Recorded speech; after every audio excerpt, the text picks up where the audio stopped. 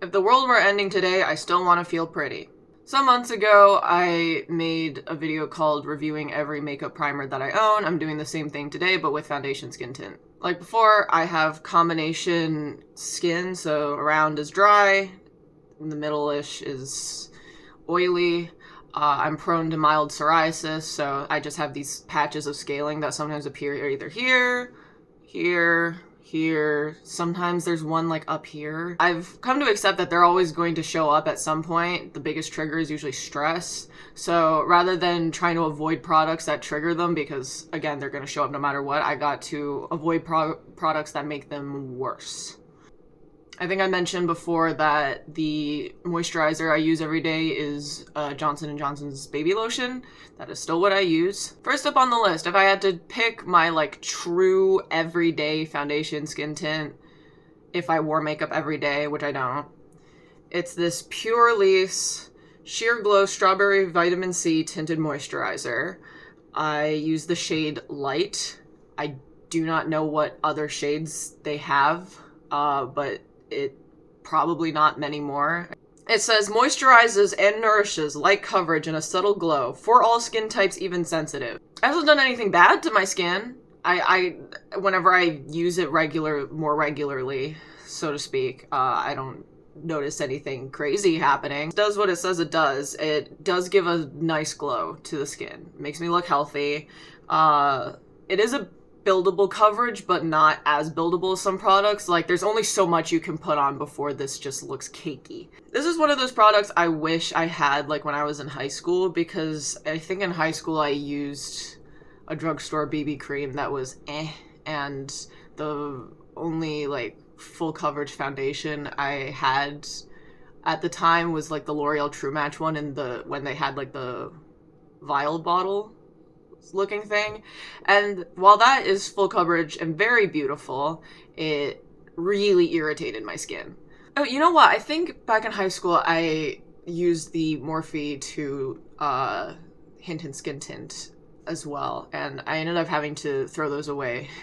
They had long expired and were separating. I also didn't know back then just how pale I am. I didn't realize how many shades darker I'd been buying foundation until recently. Like, it's hard to tell in this lighting, but I am actually a very pale person. Speaking of L'Oreal, this is the L'Oreal True Match Nude Hyaluronic Tinted Serum. It's 1% pure hyaluronic acid. I once did a science project on it. It's what, like, keeps those, like, what are they called? The naked mole rats. It's what gives them longevity. I'm in the shade 0.5 to 2. This is the palest that this product goes the last time I checked, and it is darker than me in the bottle. Once I apply it, I usually apply this one with a sponge and shears it out. It's a lot less obvious that this might be a little dark, like the tiniest bit dark for me. And I know L'Oreal has improved their shade ranges. I am blanking mentally for this specific product how good the shade range is now, but my only issue with this product, and it's in every review that I read online for this product, what is this applicator? I know that these types of like liquidy consistency, like not foundation products are usually, like they usually have a dropper, but this is like, it's a really goopy product, and like when you put it back in, it just starts to leak a bit. Like, I haven't had as bad problems with leakage as some other people have reported online, but like seriously, people will just like put this on their face because of how much product is on there, which is so unsanitary. Like, this is the one skin tint where I'm surprised they didn't put a doe foot, because when I squeeze it out anyway, it comes out in like a gloop. Hi, so while I was editing this video, I realized there was one foundation in my collection I forgot to review. This is the Tear Mask Fit Red Cushion. This is the only cushion foundation I think I actually own at the moment, and I'm in the shade 13N Fair Ivory. I bought this a year ago because the mini size was on sale and I really wanted to try it. And I I think I'm in the minority when I say I actually don't like this very much. I feel like it emphasized my dry patches, and I promise you, I did look up tutorials on how to apply this. So, I'm planning to try it again with a different primer, like a more hydrating primer and with more hydration, just because it only seemed dry, like, on my forehead, and everywhere else it looked fine. And because it's a lot more affordable than the other products I reviewed in this video, I really want to give it a fair shot. But for now, my review is... Alright, and now we're going into the high-end foundation stuff. The first one I ever got, this was my prom foundation, and I still have it to this day, even if it's definitely expired because of how much I love it. This is the One Size Turn Up the Base BBB Cream. It is a gorgeous finish. It's like, it applies matte, but I feel like it dries to almost like a satiny glow. It works really well with pretty much every primer and powder that I own. I know it looks a little like nuts right in the, actually no, it's not that bad, in the container. When I apply it, yeah, this is pretty pale. Though this does pair really well, in particular with the, oh my gosh, the Rare Beauty Illuminating Primer. Definitely a bit of a splurge, but very worth it. Oh, this is also one with like a messy application system. If I were to squeeze it now, there'd be like, oh, like a hard bit that would come out, and then it's just like, you have to like clean up this area, and because the moment you close it, like there will be some excess that comes out too. Like I definitely wish this came in a bottle with a pump. That would be like that would be the best thing ever. Seriously. Fenty Beauty. This is the Eavesdrop Blurring Skin Tint. This is a wonderful product. It is not the perfect product for me, but for a very long time, this was my go-to concert foundation. I'm in the shade 2. I got shade matched by someone at the store. I think, did I buy this at an Ulta or a Sephora? It was a gift from my mom, anyway. Yeah, it's very pale, but I was like, I'm the second to lightest shade? But I can't complain that much. Fenty is the company that people know them as, like, they standardize having an inclusive shade range. I've heard of people saying that Fenty products dry down really yellowy orange. I've never had that problem, which is great. It has, like, a squeezy, like, it is an eavesdrop, like, product. I usually like squeeze a little like squiggle on my forehead to blend out. This blends out really nicely with a brush or a sponge. I just have to be careful that it is a very kind of drying product. I have to keep like hydrating my skin in the process, in the makeup process. But it also sets very beautifully with powders as well. And now the last 3 I bought this year because I really wanted these, and I love cycling between them. This is the Makeup by Mario. I don't remember the exact, like, Surreal Skin something something something. Whenever I swatched this in Sephora, I thought it was awful. I was like, it is like a yellow, it looked like a yellow glitter paint. But then I have a friend highly recommended it to me. She just said that the only reason she didn't use it is because she's even paler than me. So Ipsy was having a sale. I think actually they're doing it again now. They have this exact thing with the shades for $30 instead of the typical $48. So I bought it on Ipsy, and I got the lightest shade they had possible, which is 2N, and I was like, uh-oh, this might be too dark or too yellow on me. This is beautiful, and it's perfect on me. It is so blurring.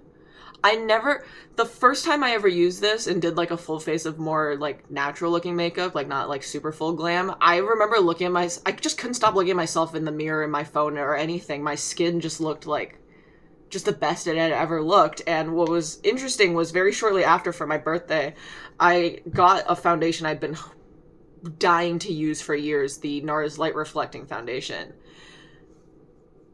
Even though this is like one of the most highly rated foundations I've ever seen in my life, the Makeup by Mario one on me, it looks it looks better, which I was shocked.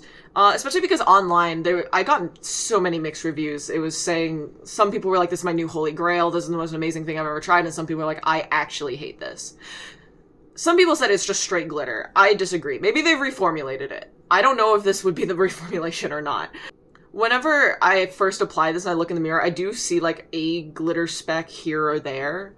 There's definitely radiance in this, but it's not to the extent that I read about, so I just still can't believe that I'm 2N with this and that it isn't super yellow on my skin and that it actually is not, I think, the palest that it goes. I mean, don't quote me on that. Maybe this is the palest that it goes.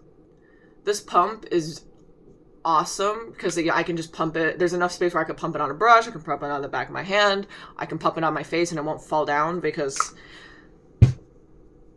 this does that. Alright, so let's talk about the NARS Light Reflecting Foundation. NARS is also a company where people say their skin products run super yellow. And this is one that I think I swatched this a couple times in stores to find my perfect shade, and this is the one 1.5 U long. I mean, this is one that has a really amazing shade range. I mean, I knew I was going to be in some of the palest, but like I was so happy with the difference in undertone with all of the lightest shades. This is so drippy. The first time I used it, like I put on my face and I was going like this and it like so quickly, like I saw a drop go down onto my clothes or something. I was like, ah! Don't worry, I had Tide to go on me. I remember the same friend who recommended the Makeup by Mario foundation said like you can't go wrong with the NARS Light Reflecting Foundation. It's just like it's like a staple product for a lot of people, and I see why. It is kind of buildable, but like it's one of those things where the moment you apply it, you're like, oh my gosh, that is literally my skin in a bottle. Beautiful. Maybe it's just my skin. Maybe I need to do better skincare or something, that like this doesn't look as glowy and youthful as much as this one does. Maybe it's not a fair comparison. These are two very different formulas. But there's not really a lot for me to say about this other than the thing I said about it being like, I kind of wish this one wasn't in a pump because it's really not that thick of a formula at all. I would much rather, oh my gosh, could these trade packaging? This dropper would be perfect for this product. And then maybe if I saw the dropper, I'd be more careful about, oh my gosh, that's so funny.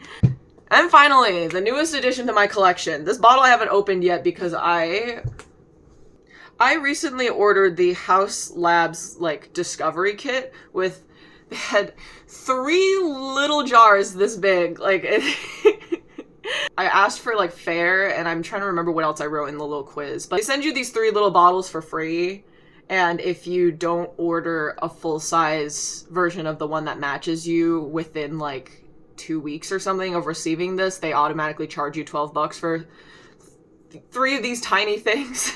Actually, there's a lot more in here than I thought. I've been able to do more than 2 full faces of makeup with this, and there's still more left. It doesn't feel empty at all, and I've got like 2 more of these little things. All 3 of them actually matched me pretty well. I think the one that said fair warm was actually a little yellow on me. This is 050 fair cool. And I texted to my friend who recommended me this. I wrote, I have never been called cool-toned in my life, but you know what? If it's Lady Gaga, she can call me whatever she wants. This is what the full bottle looks like. It is gorgeous. It is probably the most expensive makeup product that I own. It was definitely a splurge, but I had just done a gig that paid me very well, so this was my little like gift to me. It's one you have to shake. This is a very nice pump, but I think this is one that I would have to like squirt onto a brush first before applying. I think if there's any foundation in my collection that has the Makeup by Mario one beat, it would be the Haus Labs foundation. I knew it was gonna be good, but I wasn't expecting how good it was gonna look. However, it does not wear as well as all of the other products that I have just mentioned, actually. Maybe it's just me. I don't know what I'm doing wrong. Like, please, whoever is out there and is an expert in this stuff, please tell me what I might be doing wrong. Because every time I've used this, I've tried it with... Which of the primers have I tried it with? I mean, nowadays I mainly use the NYX Plump It Back primer. Like, maybe I need to try it with a different primer or something, because, okay, when this applies, it is beautiful, it is glowy, it is so glowy and dewy, and, like, natural looking, though, at the same time. It is also the only foundation that's ever actually makes me feel like my skin kind of improved. There's a lot of these that are like, it's good for your skin, it nourishes your skin, but it doesn't do anything for, like, it doesn't do anything for me, if that makes sense. Like, it's like, it doesn't do anything harm, but this actually feels like it did something. Like, I just feel like my skin has been healthier lately since I added this foundation to my collection. After, like, an hour of applying, it is gorgeous. I've never seen a foundation that, like, gets better on your skin as you wear it first. But then after an hour or two, I don't know what it is. Like, I look at myself in the mirror and I'm like, am I oilier? Am I more yellow? Something's just not the same. It just doesn't wear as well. But again, I think I might be doing something wrong, because I've watched, I think, Trixie Mattel review this, and I've heard so many reviews from people saying that this is like their stage foundation. Like, people love this for long lasting or like intense things. And for some reason, for me, I can't go through a normal day in my life without this like starting to just kind of slip off my skin a little bit.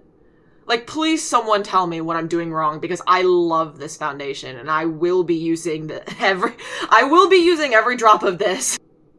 And as for anything else, I'm just so glad that this foundation has such an amazing range. Yes, the shade names are a little off. I'm just saying I'm definitely not cool toned. I am neutral. But having the chance to try different shades that are in your range is definitely a great selling point, because now I got these 3 vials forever. For free. Technically. And that is it.